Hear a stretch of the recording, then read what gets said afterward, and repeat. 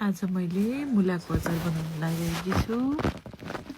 मुलाको अचार बनाउँदा सबैभन्दा पहिला मेथी, सौँफ, जिरा, धनियाँ, तोरी हल्का रातो हुने गरी भुट्ने अनि त्यसलाई पिस्ने र पिसिसके पछाडि मैले चाहिँ फलमा पिसेको, फलमा पिस्दाखेरि टेस्ट आउँछ भनेर अर्ग्यानिक होइन। अनि त्यसपछि मिक्सरमा नपिसेर फलमा पिसेँ।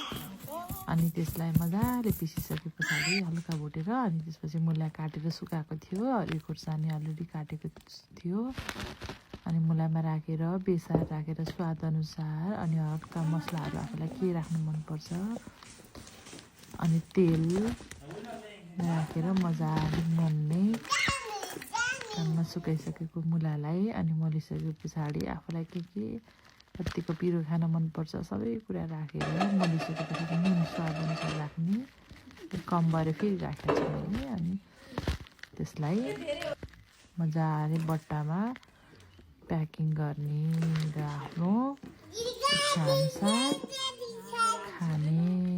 साथीहरू हजुरहरूले पनि यस्तै गरेर बनाउनुहोस् ल।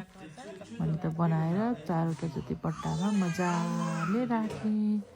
मेरो छुट्टीमा अब छुट्टी नहुँदाखेरि मजाले खाने। अब फेरि पनि अर्को मैले अचार बनाएँ भने अर्को भिडियो लिएर आउँछु ल साथीहरू। भिडियोलाई लाइक, कमेन्ट एन्ड सेयर गर्नुहोला। Thank you everyone, thank you so much.